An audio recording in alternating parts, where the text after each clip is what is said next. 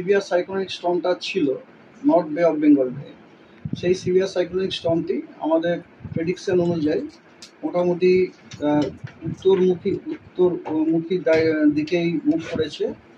Move করেছে বেলা 11:30। এখন 11:30 অবজারভেশনে মোটামুটি ওটা একই জায়গাতে আছে সিস্টেমটি।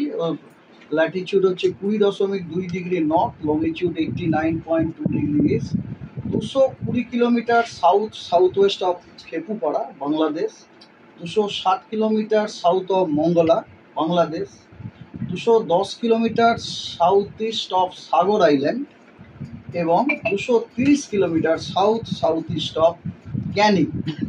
এবং বর্তমানে ম্যাক্সিমাম যে সাস্টেন উইন্ড রয়েছে সেটা হচ্ছে 95 থেকে 105 kilometre per hour, gusting to 115 kilometre per hour এই সাইক্লোনের সেন্টারের চারদিকে।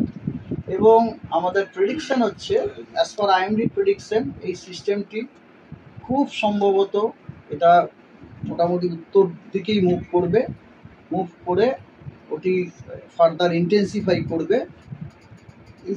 করবে মানে আমি বলতে পারছি more and more wind speed gain করবে। It will remain as a severe cyclonic storm but with higher wind speed.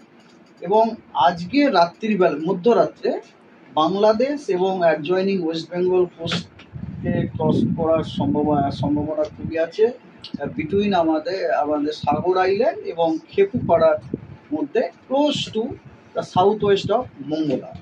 এবং যখন ওটি ক্রস করবে তখন ওর স্ট্রেংথ হবে as a severe cyclonic storm only, এবং ম্যাক্সিমাম উইন্ড স্পিড হচ্ছে 110 থেকে 120 কিলোমিটার পার আওয়ার।